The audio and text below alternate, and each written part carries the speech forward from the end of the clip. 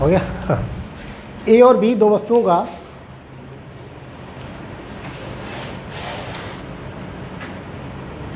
विक्रय मूल्य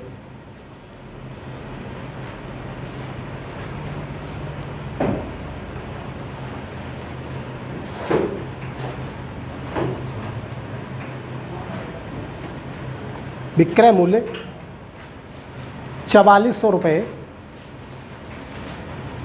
4400 रुपये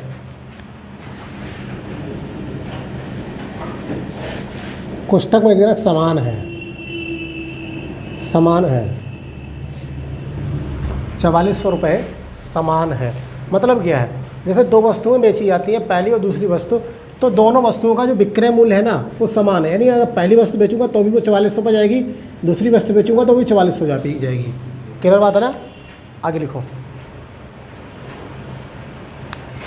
ए अपना लाभ, ए अपना लाभ विक्रय मूल्य पर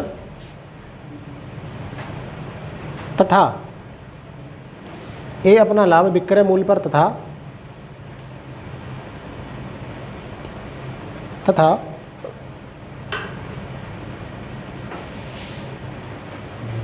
बी अपना लाभ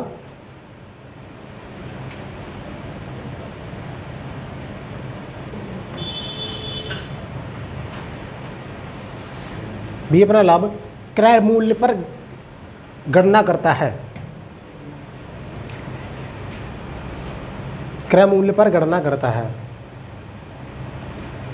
ए अपना लाभ विक्रय मूल्य पर तथा बी अपना लाभ क्रय मूल्य पर गणना करता है। यदि दोनों ही प्रकार से लाभ समान हो,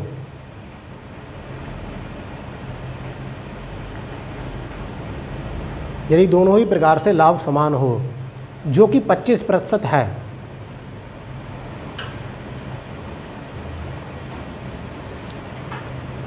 जो कि 25% है ना, जो कि 25% है,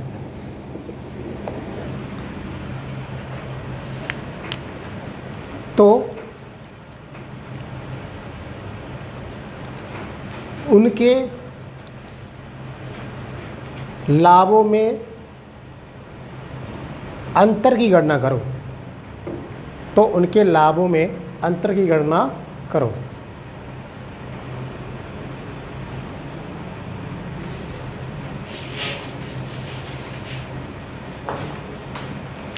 ठीक है भाई। चलो मैं क्वेश्चन समझा देता हूँ, पहले ध्यान से समझ लो। दो वस्तुएं हैं, एक कोई पहली वस्तु रही होगी और ये कोई दूसरी वस्तु है। कह रहा है दोनों वस्तुओं का विक्रय मूल्य समान है, जो कि 4400 रुपये है। यानी कि ये वाली वस्तु अगर बेच रहा तो भी 4400 हो जाएगी, ये वाली बेच रहा तो भी 4400 की जाएगी। तो कह रहा है कि पहला व्यक्ति अपने आय की गणना, मतलब प्रॉफिट की गणना, लाभ की गणना या आय की गणना बोल दो, प्रॉफिट ही लिख लो, प्रॉफिट ही लिखा है। लाभ की गणना किस पर करता है? विक्रय मूल्य पर, जो कि कितनी है? 25%। जबकि ये वाला व्यक्ति अपने आय की गणना किस पर करता है? क्रय मूल्य पर करता है, जो कि कितनी है? 25%। यहाँ तक तो कोई दिक्कत नहीं है। फिर मैंने आपको बताया था सिर्फ क्या बनाना है, सीपी प्रॉफिट लॉस की, यहाँ पे प्रॉफिट हो रहा है, यहाँ पर क्या बनेगा? एसपी विक्रय मूल्य। बना लो, कोई दिक्कत ही नहीं है। इसकी भिन्न कितनी बनेगी? 1/4। इसकी भी 1/4 बनेगी, कोई प्रॉब्लम ही नहीं है।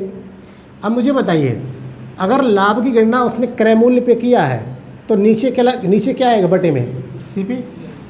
लाभ कितना हो रहा है? 1 का। तो अगर कोई वस्तु कितने की है? 4 की, तो 1 रुपये का लाभ हो जाएगा। वस्तु कितने बिक रही होगी?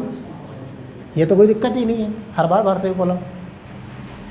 यहाँ पर अपने आय की गणना वो विक्रय मूल्य पे कर रहा होगा, इसका मतलब ये क्या आ रहा होगा? नीचे है एसपी, और 1 का लाभ हो रहा होगा। तो 4 रुपये अगर एसपी है, अगर 1 रुपये का लाभ है, तो वस्तु कितने में खरीदी होगी?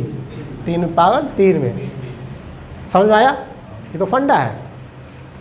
अब कह रहा है कि दोनों का 44 रुपये विक्रय है, मतलब विक्रय मूल्य कैसा है? समान है। तो समान कर लो, क्या करना पड़ेगा? 5 से गुणा, 5 से गुणा, 5 से गुणा, 4 से गुणा, 4 से गुणा, 4 से गुणा।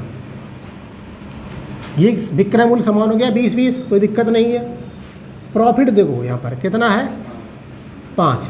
यहाँ कितना है? 4। ये कितना बना? 15। ये कितना बना?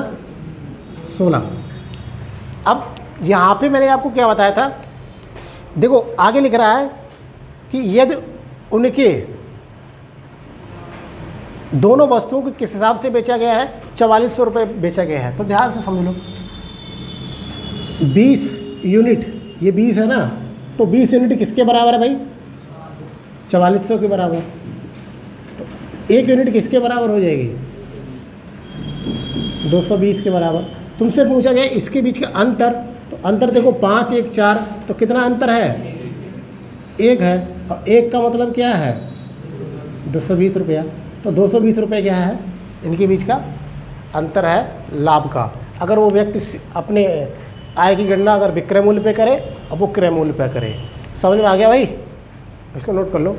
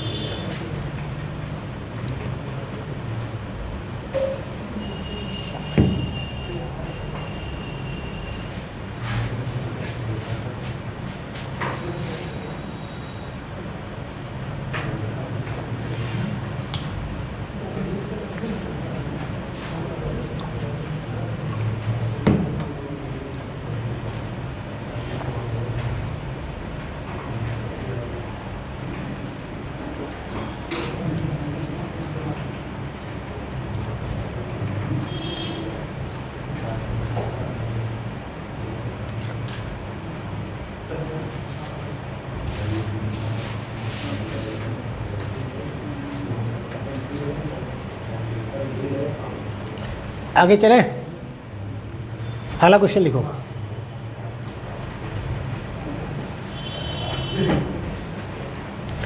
एक व्यक्ति दो वस्तुओं को, दोबारा नहीं बोलूंगा तो बात करते रहो। एक व्यक्ति दो वस्तुओं को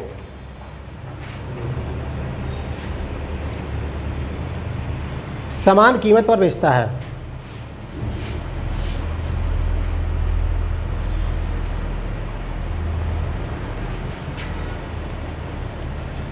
समान कीमत पर बेचता है। पहली वस्तु पर उसे 10% लाभ तथा दूसरी वस्तु पर उसे 10% हानि होती है।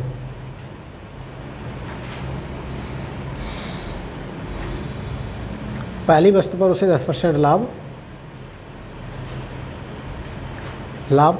तथा दूसरी वस्तु पर उसे 10% की हानि होती है।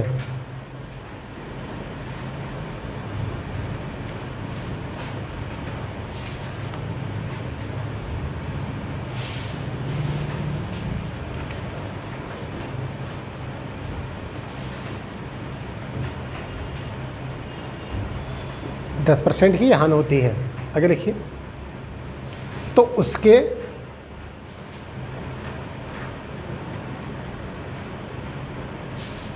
उसके कुल लाभ और हानि का प्रतिशत ज्ञात करें।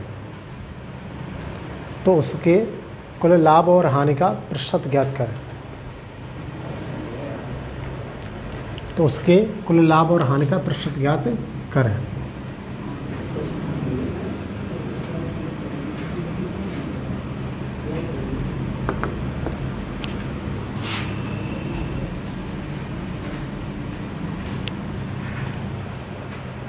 देखो सिंपल ये कहा गया है कि एक व्यक्ति दो तरीके के दो वस्तुएं हैं, पहली और एक दूसरी, दो वस्तुएं हैं। दोनों को तो एसपी समान है, उसका विक्रय मूल्य कैसा है? समान है, लिखा है ना। साथ में कह रहा है पहली वस्तु पे अगर उसको 10% क्या हो रहा है लाभ, 10% तो है, दूसरी पे 10% का घाटा हो रहा है। अब इसको आप तोड़ के देखो कितना है, 1/10, ये कितना है 1/10। यहाँ पे घाटा हो रहा है माइनस, यहाँ पर फायदा हो रहा है प्लस, भर दो कॉलम। 10 और प्लस प्रॉफिट और लॉस 1 प्रॉफिट है, और वस्तु कितनी बिक्री होगी 11, इसमें तो कोई दिक्कत नहीं है। यहाँ देखो ये कितना है 10, 1 रुपये का लॉस कितने का है 9 की। विक्रय मूल्य अगर समान है तो विक्रय मूल्य समान कर लो, यहाँ कितना मिलेगा 9, यहाँ पर कितना 9, यहाँ पर कितना 9, यहाँ पर कितना 11, यहाँ पे 11, यहाँ पर 11, क्योंकि दोनों समान होंगे 99-99। क्लियर है ना।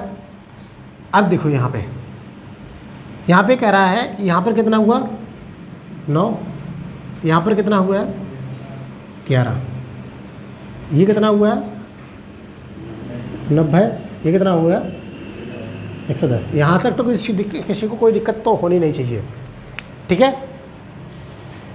यहाँ तक कोई दिक्कत नहीं है।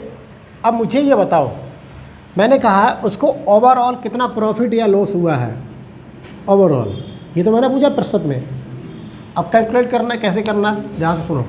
मुझे ये बताओ उसको ओवरऑल कितना प्रॉफिट या लॉस हुआ है, प्रतिशत में नहीं, अभी कितना हो रहा है। तो 9 रुपया ये रहा पॉजिटिव में, यानी फायदा हुआ है, और 11 रुपये का हुआ उसको घाटा हुआ है। तो मैं अगर ये कहूँ ओवरऑल उसको 2 रुपये का घाटा हुआ है, हानि हुई है, क्लियर बात है ना।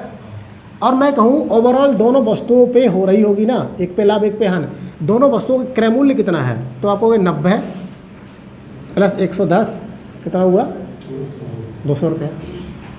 मैं कहूँ प्रतिशत बताओ, तो प्रतिशत निकालने के लिए क्या करोगे, सिंपल 2 रुपये की हानि हुई है कितने पे, जितना लगाया, कितना लगाया 200, और इसको कर दोगे 100, प्रतिशत लगा दोगे तो ये कट जाएगा आपका, कितना आएगा -1%, यानी कि 1% की क्या होगी हानि।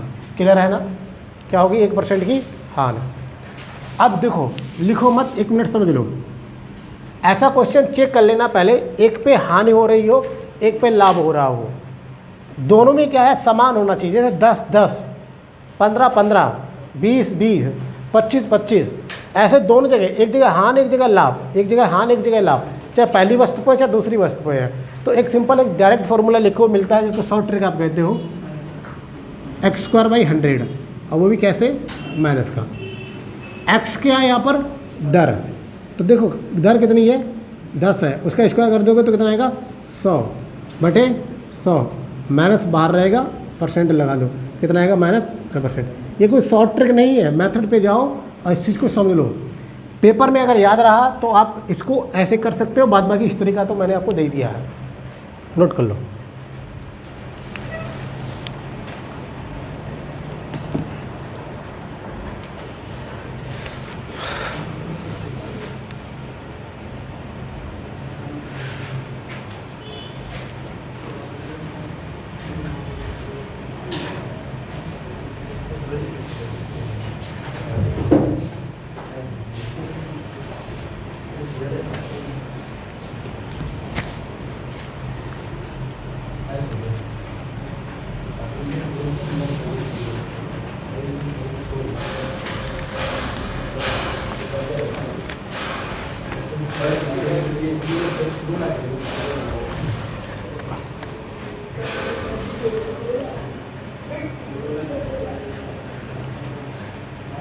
अगला लिखो, इसको नोट कर लिया तो अगला लिखो।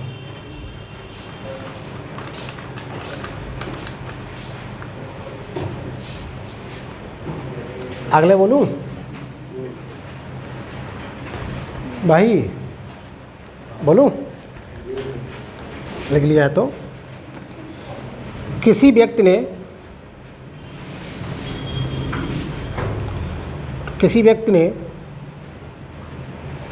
रुपए 10 में 11 के भाव से 11 के भाव से आम खरीदे, ठीक है। किसी व्यक्ति ने रुपये 10 के भाव से 11 के नग में आम खरीदे तथा रुपये 11 में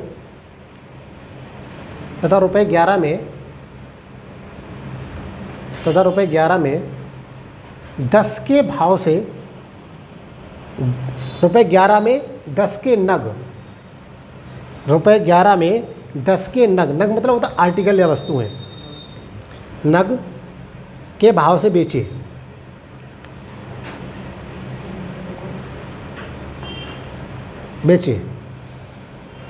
परिणामी लाभ ओब्लिक हानि की गणना करें। परिणामी लाभ ओब्लिक हानि की गणना करें।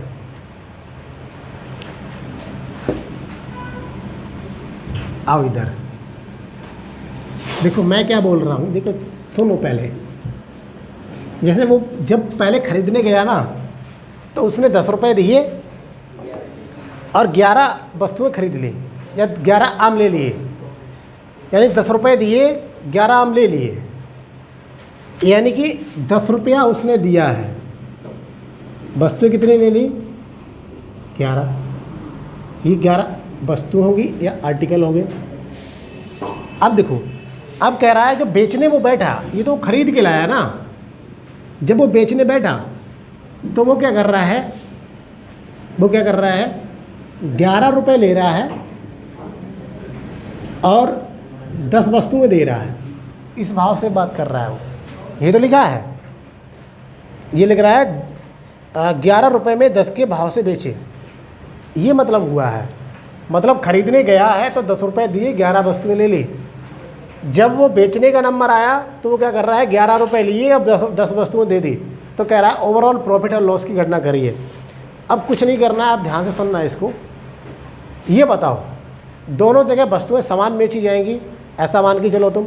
अगर दोनों जगह वस्तुएं समान बेची जाएंगी तभी तो उसको लाभ और हानि होगी।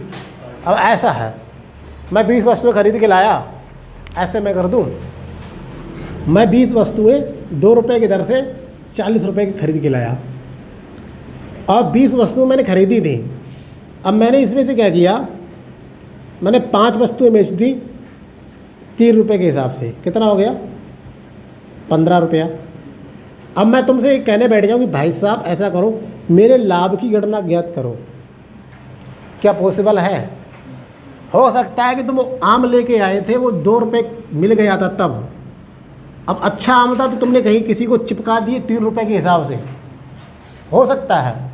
अब जो वस्तु पड़ी रही, 15 आम तुम्हारे पड़े रहे, हो सकता है वो सड़ गए हों, तो क्या तुम लाभ की गणना कह सकते हो? किसी व्यक्ति से करो। लाभ की गणना आप तभी कह सकते हो जितनी वस्तुएं आपने खरीदी है उतनी वस्तुएं बेच दे, या फिक्स नंबर बता दे कि मैंने इतनी वस्तुएं बेच दी हैं इतने रुपए में, तभी तो कर सकते हो गणना। इसका मतलब क्या है? वस्तुओं की संख्या को आप बराबर कर दो।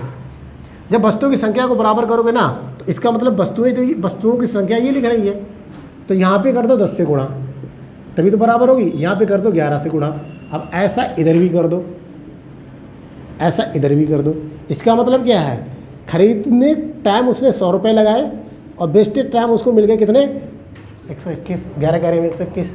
इसका मतलब 100 रुपये लगाए तो 21 रुपये की फ़ायदा होगी ना, तो प्रॉफिट हुआ ना कितने का? 21 का। कितने पे?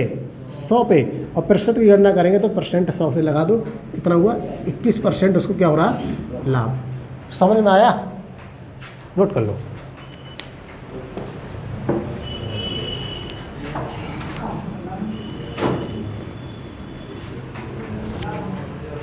अगला लिखो फिर।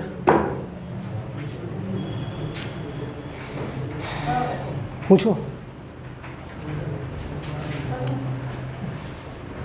पूछो ना, ना सही है? चलो, कोई प्रॉब्लम है तो पूछ लिया करो, कोई दिक्कत नहीं है। अगले चले, लिखो। ये नोट कर लिया? समझ में आया? जंप तो नहीं किया कहीं कुछ? अगला लिखो।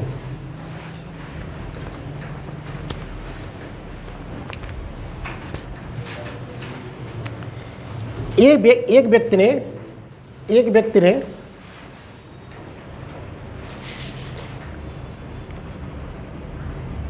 5 रुपये में 6 पेंसिल के भाव से, एक व्यक्ति ने 5 रुपये में 6 पेंसिल की भाव से पेंसिल खरीदी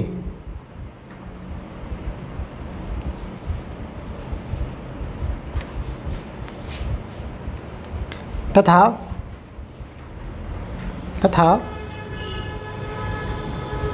6 रुपये में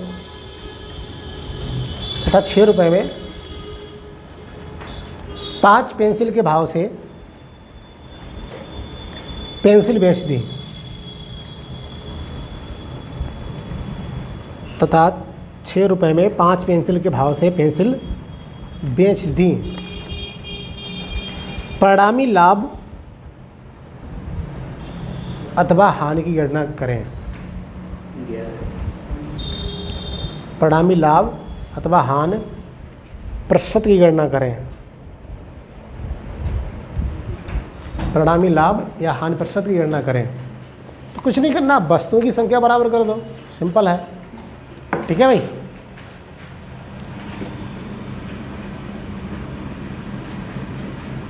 देखो, जब खरीदने गया तो वो 5 रुपये दे रहा है और 6 पेंसिल लेके आ रहा है, तो दिए कितने रुपए? 5। और पेंसिल कितनी ले ली? 6। बेच रहा है, ये तो खरीदते टाइम स्थिति थी, बेच रहा है ना, तो 6 रुपये दिए और पेंसिल कितनी दी? 6 रुपये लिए, पेंसिल कितनी दे दी? 5। ये पेंसिल की संख्या है, ये पेंसिल की संख्या है। अब आपको पता करना है लाभ हानि की गणना। मैंने सिंपल बताया कि वस्तुओं की संख्या बराबर कर दो, मतलब 5 से गुणा कर दो, मतलब 6 से गुणा कर दो, मतलब 5 से गुणा कर दो, 6 से गुणा कर दो, कितना हुआ? 25। कितना हुआ? 36। मतलब क्या है? कितने का अंतर हुआ भाई? 11 रुपये का। अब प्रतिशत प्रॉफिट ज्ञात करना, लाभ तो हो ही रहा है। कितना आएगा भाई? 11 रुपये का लाभ कितने लगाए? 25। अब परसेंट लगाने के लिए 100 से गुणा कर दो, 25 चौकू 100, कितना आएगा? 44%। समझ में आया? बोलो बोलो।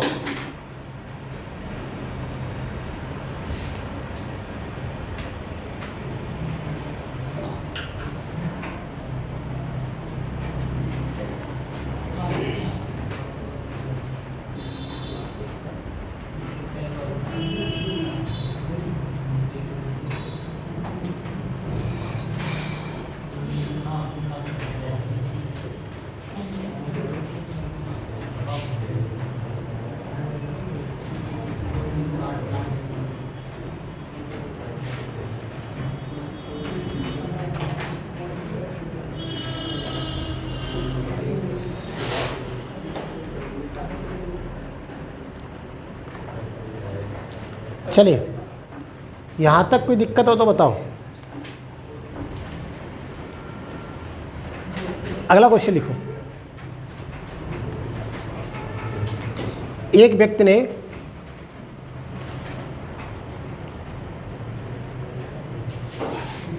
ने 2 रुपये में एक नारंगी तथा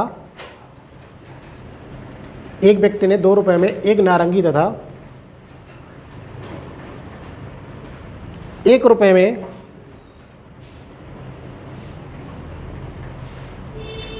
1 व्यक्ति ने 2 रुपये में 1 नारंगी तथा 1 रुपये में 2 नारंगी के भाव से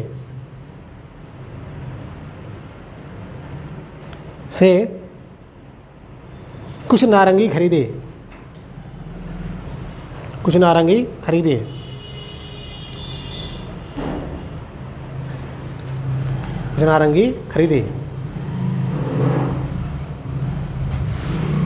व्यक्ति ने 3 रुपये में हाँ, बात कर लो पहले तो। व्यक्ति ने 3 रुपये में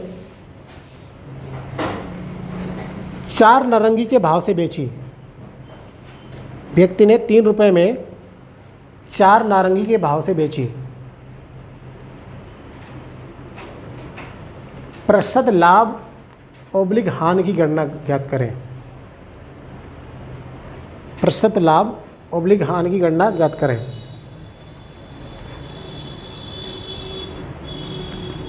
अब मैं दोबारा बोल रहा हूँ, ध्यान से सुनो। एक व्यक्ति ने 2 रुपये में 1 नारंगी तथा 1 रुपये में 2 नारंगी के भाव से कुछ नारंगी खरीदी। एक व्यक्ति ने 2 रुपये में 1 नारंगी तथा 1 रुपये में 2 नारंगी के भाव से कुछ नारंगी खरीदी। ठीक है। व्यक्ति ने 3 रुपये में 4 नारंगी के भाव से बेची। प्रतिशत लाभ हानि की गणना करें। ठीक है भाई। अब ध्यान से सुनो, पहले करने की कोशिश मत करो। आओ इधर देखो, यहाँ पर विक्रय क्रय मूल्य 2 दे रखे हैं। हुआ क्या, कोई व्यक्ति था तो अच्छा नारंगी होगा, उसका 2 रुपये का 1 नारंगी खरीद लिया, और कुछ उससे मीडियम क्वालिटी का होगा तो उसको उसने 1 रुपया दिया, 2 नारंगी खरीद लिए। इसका मतलब क्या है, उसने खरीदे कितने, 3 रुपये में 3 आर्टिकल खरीद लिए। यही तो मतलब हुआ। अब पहले यहाँ पे ध्यान से समझो चीज़ों को। जैसे मैं तुमसे कहूँ सीपी, एक सीपी अलग है, क्रय मूल्य अलग है, दूसरा सीपी अलग है, और ओवरऑल एक बेच रहा है वो अलग है। क्लियर बात आ रहा। अब देखो कितनी वस्तुएं थी, कितने आर्टिकल हैं और कितने रुपए लगा रहा है वो, इसको ध्यान में देखो। पहले केस में वो 1 वस्तु खरीद के ला रहा है, रुपये कितने लगा रहा है, 2। दूसरे केस में वो 2 वस्तुएं खरीद रहा है, रुपये कितने लगा रहा है, 1। आप ये ऐसे भी कर सकते हैं, वैसे भी कर सकते हो, कोई फ़र्क नहीं पड़ता है। अब तीसरे केस में वो क्या कर रहा है, रुपये कितने लगा रहा है, 3, और नारंगी कितनी बेच रहा है, 4। यहाँ तक तो किसी को प्रॉब्लम नहीं होनी चाहिए। बोलो, यहाँ तक तो प्रॉब्लम नहीं है। अब मैंने तुमसे एक बात कही थी कि सीपी वस्तुओं की संख्या को बराबर कर दो। अब वस्तुओं की संख्या बराबर करने के लिए यहाँ पे ऐसे बराबर नहीं हो पाएंगे, क्योंकि यहाँ पे 2 सीपी दे रखे हैं। तो फिर क्या करना पड़ेगा, क्या करना पड़ेगा, ध्यान से समझो। मुझे ये बताओ, जैसे तुम क्या करते हो, किसी जगह पे जाते हो ना, तो कहते हो चीनी का भाव क्या है, तो कहते हो 5 रुपये प्रति किलो। तो 5 रुपये तुमने बोला ना, 5 रुपया बोला, और कितना लगाया, प्रति केजी, मतलब कितना है, 1 किलो। ऐसे कहते हो ना, 5 रुपये प्रति केजी मतलब क्या, 5 रुपये हैं, 5 रुपये दो, मैं तुम्हें 1 किलो चीनी देता हूँ। तुमने कहीं दुकान पे गए, कहा 10 रुपये प्रति किलो क्या आम मिल रहे हैं। मतलब क्या है, मतलब ये कि तुम्हें पहले रुपए ऊपर रखे थे, नीचे क्वांटिटी रखी है। तो पहले रुपए ऊपर रखो, क्वांटिटी नीचे रखो। तो यहाँ पे कहोगे कि आखिर में तुम्हें 2 रुपये में कितना नारंगी मिल रहा है, 1। तो 2/1, 1 क्या है, वस्तु की संख्या। उसी प्रकार से यहाँ आ जाओ, कितना है, 1/2 क्या है, वस्तु की संख्या। कितना है, 3/4 क्या है, वस्तु की संख्या। अब आप यहाँ पर वस्तुओं की संख्या को बराबर करेंगे, तो बराबर करना ऐसे थोड़ी नहीं हो जाएगा। क्या करोगे, 1, 2, 4 का आप एलसीएम ले लो, क्योंकि आप जानते हो कितना आएगा, 4। तो यहाँ पे क्या करोगे, देखो क्या करोगे, 4 से गुणा। तो यहाँ पर भी करोगे 4 से गुणा, तो यहाँ पर भी करोगे कितने, हाँ 4। वस्तुएं कितनी बेच रहा है, 4, 4, 8। कितनी वस्तुएं बिक रही हैं, 4, 4, फिर 4, 4, ये तो बिकने वाली हैं और ये खरीदी हुई है ना। तो खरीदी कितनी उसने है, 8। समझ में आया। अब देखो ये कितना हुआ, 8। ये कितना हुआ, 2। ये कितना हुआ, 6। क्लियर है ना। यहाँ से सीपी ओवरऑल कितना हुआ, ₹10। यहाँ से SP ओवरऑल कितना हुआ? ₹6। यहाँ तक पहले आप लिख लो, फिर आगे बढ़ता हूँ। यहाँ तक पहले आप लिख लो, उसके बाद आगे मैं बढ़ता हूँ।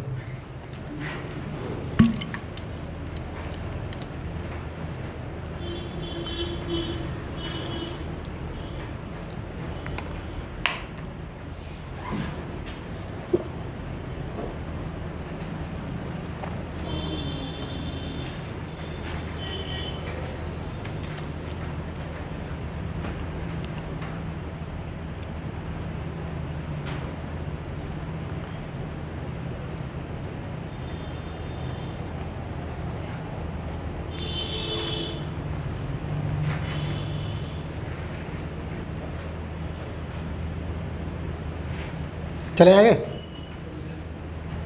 हो गया नोट? यहाँ तक समझ में आया कि नहीं आया? पहले तो ये बताओ, मैं दोबारा फिर रिपीट करता हूँ।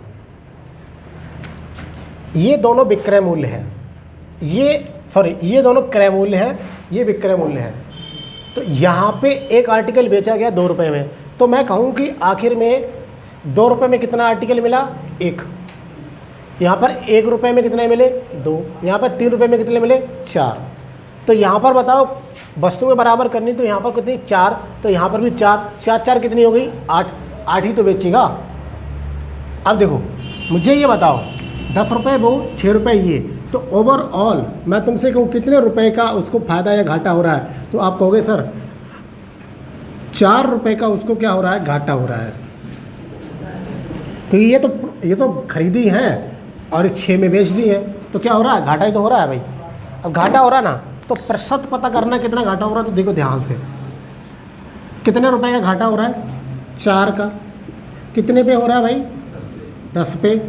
परसेंटेज लगाने के लिए 100 से गुणा, कितना हो जाएगा? 40%। हो पाया? समझ में आया क्वेश्चन?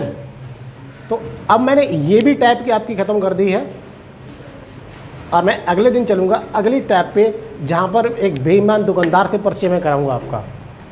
एक बेईमान दुकानदार आपको मैं परिचय कराऊँगा कि बेईमान दुकानदार भी होता है।